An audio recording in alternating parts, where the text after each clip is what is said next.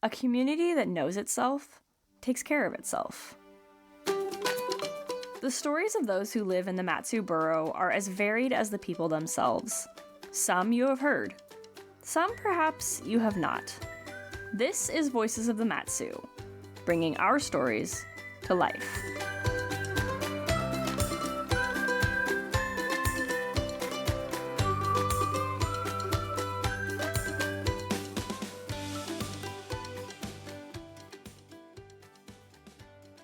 I'm Emily Forstner, your host today.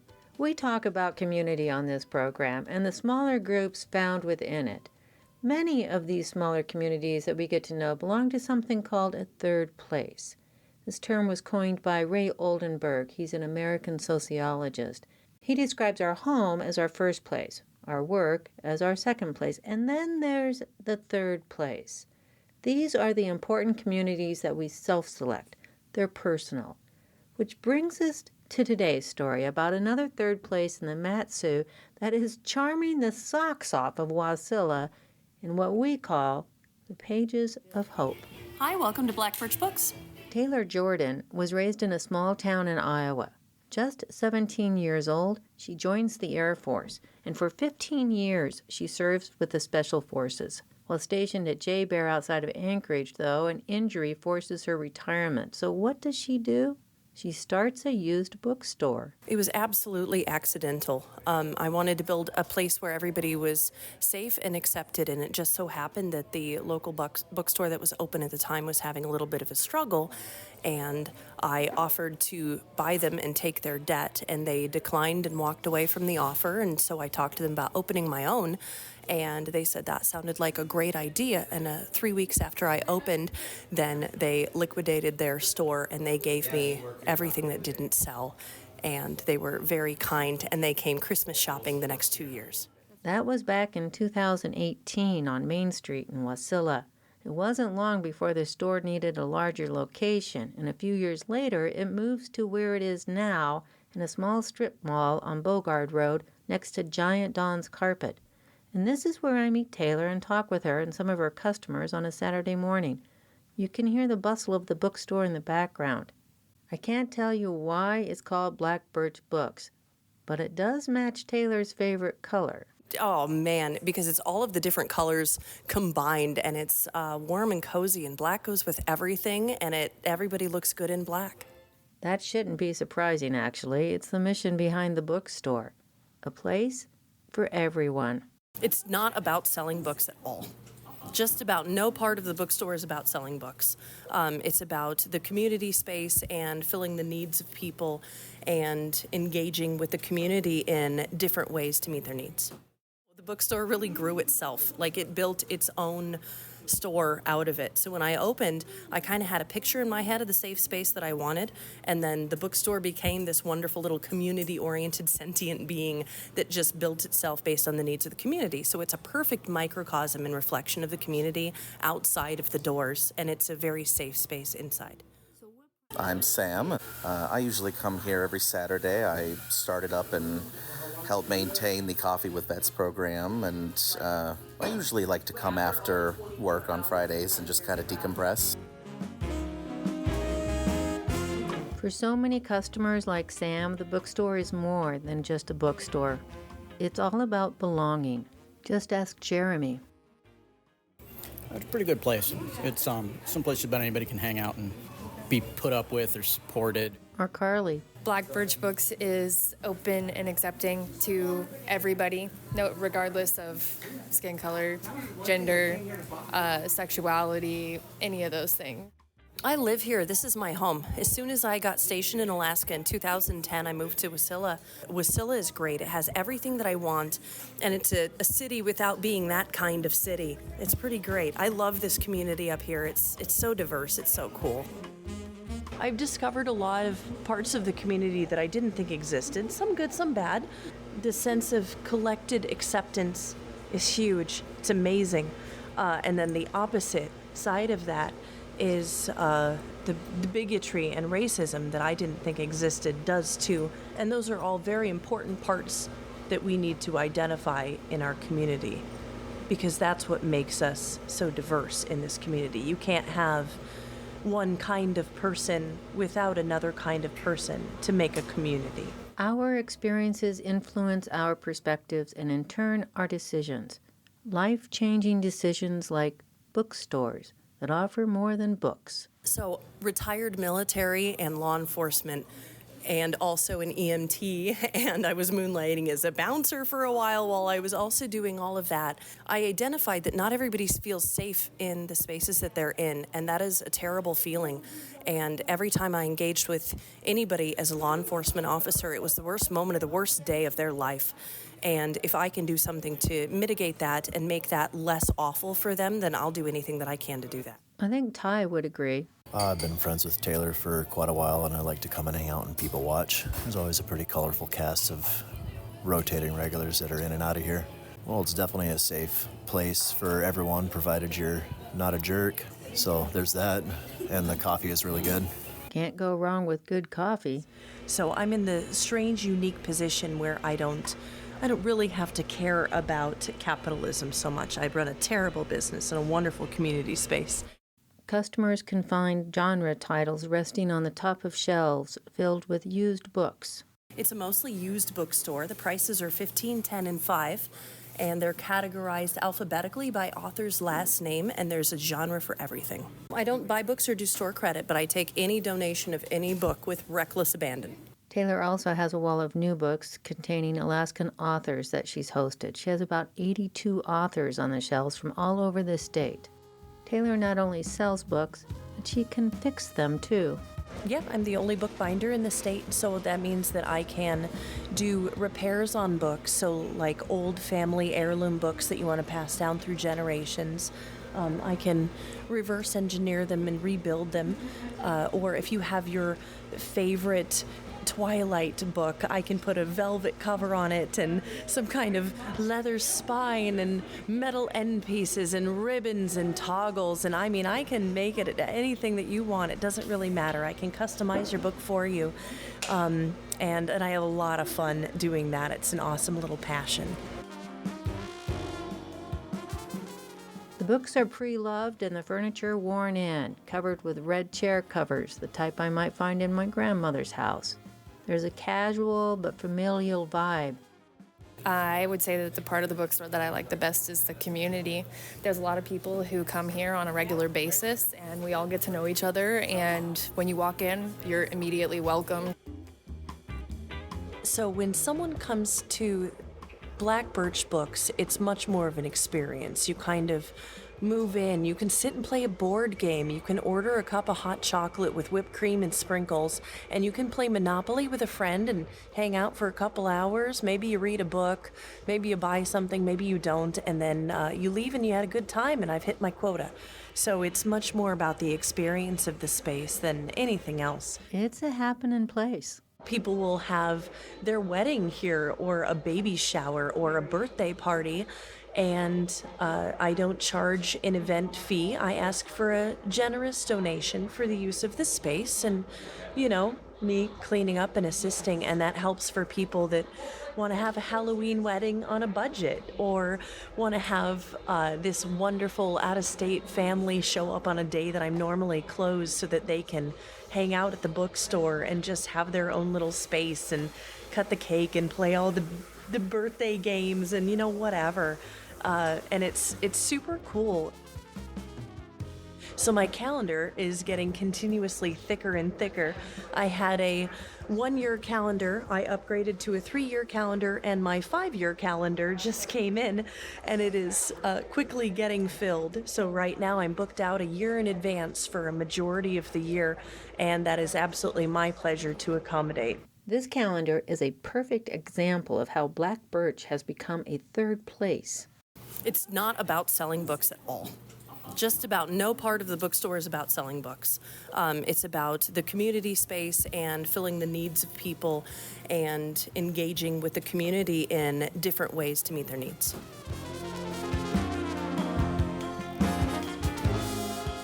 She wants to help as many people as possible, make sure everyone's got a space that they can come in and reach as many people as possible. There's really nobody who's not welcome here, from all walks of life. Consider an all-star athlete. A ring, trophy, big scholarship. Then imagine, if you will, a small business like Black Birch Books in Wasilla having an all-star year. The Courage and Community Award for 2024, it was presented to me a couple weeks ago. Presented by St. Mary's Episcopal Church in Anchorage. And then also I got second place in Best of the Valley Movers and Shakers category. The Frontiersman's Best in the Valley. And the Best in Alaska. I'm in the running for that one.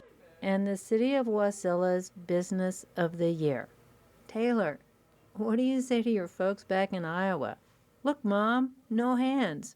Yeah, pretty much. Taylor says she's got the best job in the world. Absolutely. So when did she know that this was for sure the right thing to do? It's every day.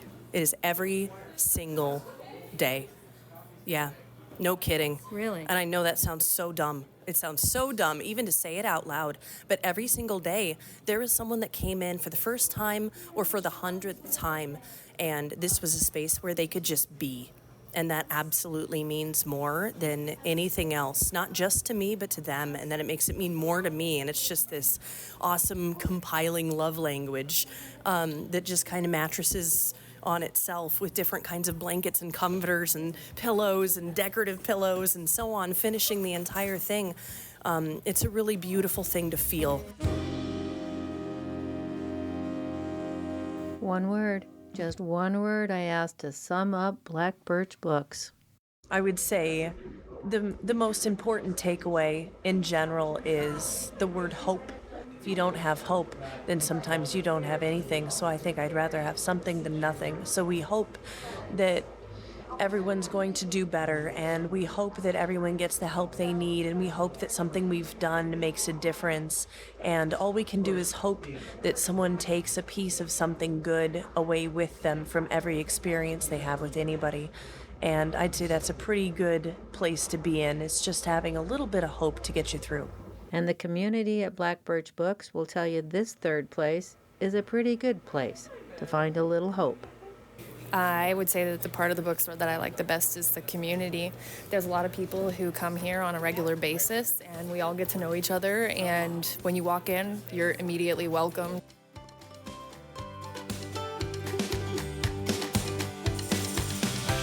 I'm Emily Forstner, and you've been listening to Taylor Jordan, the owner of Black Birch Books, on Voices of the Mat-Su, produced for Big Cabbage Radio in Palmer, Alaska.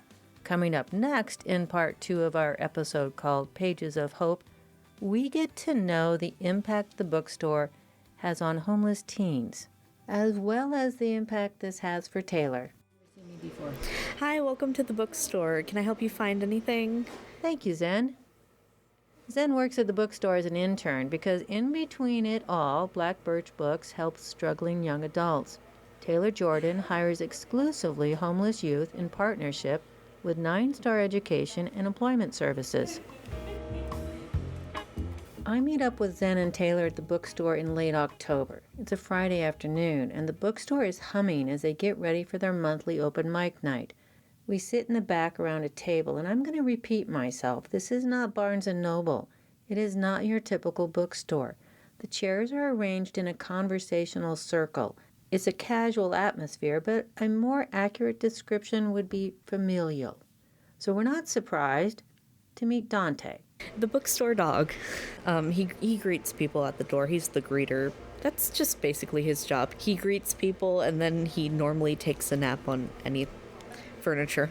Zen's a shy 19-year-old. He wears framed glasses that rest above an infectious smile. I can tell he's careful with his words and hesitates to share with a stranger. So to break the ice, we talk about books. I mean, we are in a bookstore. We're bound to have something in common. I like reading scary books. I like watching scary movies. Nothing in common yet, but I did find out Zen likes to bake, and who doesn't have a favorite stuffed animal? No one. It's a blue bear with kind of white, and it's kind of laid out. So I called it the flying bear. That was its name. I still have it. I brought it with me to Alaska. Zen and Flying Bear left Northwest Arkansas in March of this year, where he left what he described as years of living with neglect and abuse. Basically, I went away from my home because it was just a lot to deal with. I won't go into that. But I was basically, I guess, couch surfing around that time, between March and June. And then I moved up here in about June 12th, to live with roommates. That situation got messy around the end of July. And then next thing you know, I got kicked out on the 1st, and I went to the My House program. They helped me with housing. My House connects with 9 Star, and 9 Star has connected with Taylor Jordan and the bookstore since 2018. A wonderful young lady named Abby came to my bookstore when I was over on Main Street 6 years ago, and she was telling me about the My House program, and I absolutely lit up.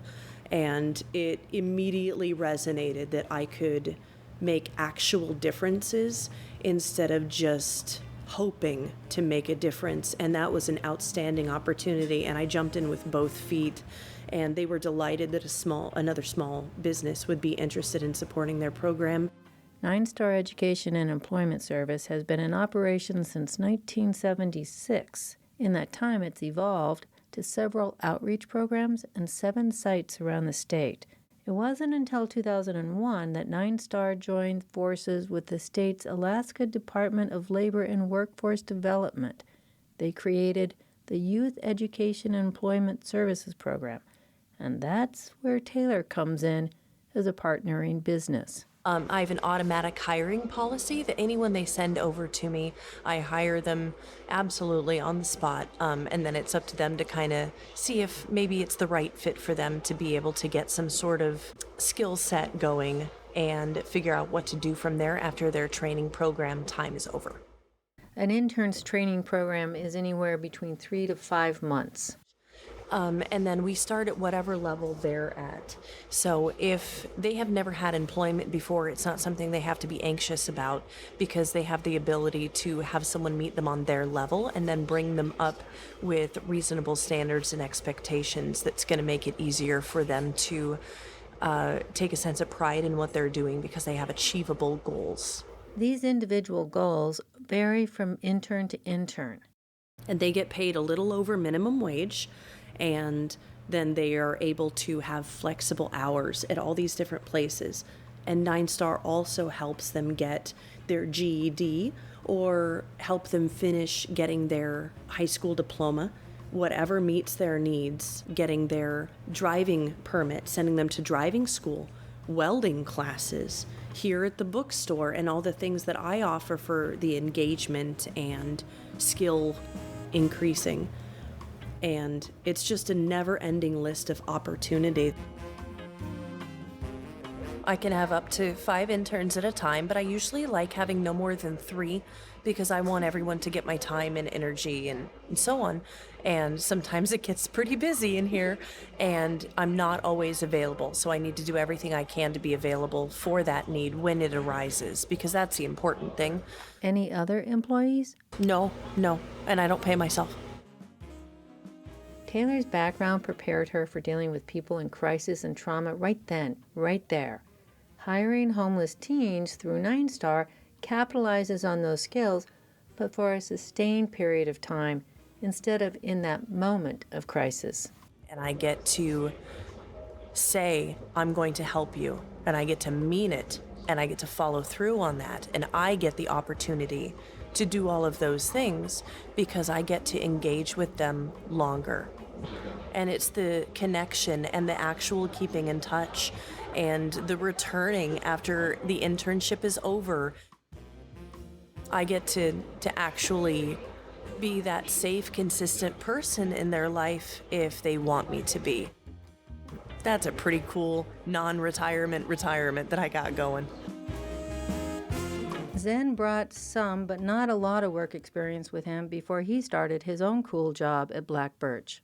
In Arkansas, whenever I was 16, I worked at Walmart, and then July. I started working at Subway this July, but yeah, that's the only other employment I've ever had. Now, with the bookstore on his resume, Zen's gained new work experience, plus more importantly, self-confidence.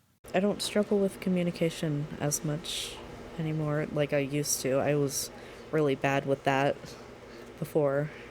My first month of being here, I could barely greet people at the door because I was very anxious. But not anymore. Zen has a really big smile when he shares he never forgets the words of Taylor. You might lose your confidence sometimes, but it'll get back up there, I promise. Taylor's role as a mentor and employer includes more than teaching how to greet customers and shelf books. These are those soft skills we were talking about. So it may not be a big deal to you that you can just go up to someone and say hello, or be able to answer questions, or know how to answer a phone or send an email. These are kind of skills that a lot of people in professions, it's just common knowledge. And to meet someone that doesn't have those skills, by accident, you're a subject matter expert in something, and you just have that opportunity to share that and give someone something that they may not have had, or help them refine an edge. And you never know. It might be self-esteem and self-respect. It's a world filled with opportunities when it comes to this type of employment. You just don't know what you might learn. Well, I learned to be a barista. I got my food handler's card just like about a few weeks ago. Barista. You can hear it in his voice. Zen's absolute favorite thing to do. I love making drinks. I can't say what I like more because everything about it is amazing. Zen works about 32 hours a week, Tuesday through Friday, and sometimes on Saturday. I kind of have a morning routine whenever I get here, like 9:45 because the store opens at 10. I sweep and mop the bathroom and the front area. I do a lot of cleaning. Sometimes I have to put books away or just sit down and rip stickers off of them. Or I put tassels on bookmarks, which is really fun. Zen's going to share something. See if you can't catch the clue. I just learned skills that would help me with careers in the future. Did you catch it? Zen's looking forward to the future, and that's a big deal. But the best part? He found a friend. On my third day. And a family. Any intern that works here is like my sibling, and I guess Taylor's technically like my non-bio mother. I'm being serious. Dante's like my brother. Zen's not only ready for full-time employment, with the help of the nonprofit group Choosing Our Roots, he has an apartment of his own. Around October 15th is when I finally got approved for a house and I was able to move in. Think about this for a moment. In just the 3-month internship, Zen has found an apartment, a friend, a family, and is now ready to work. Yeah, I am very confident. I'm just confident that I'll do a good job. When I asked Zen if he thinks he could have accomplished all of that without working at the bookstore, this time, there's no hesitation. Being honest here, no, I wouldn't have. That sounds like success. Just one word I asked Zen to sum up Black Birch Books. Amazing. The whole bookstore is amazing, so. Don't judge a book by its cover. Black Birch has been much more than a business. It's the heart of a community, making a difference, one book at a time, filled with pages of hope.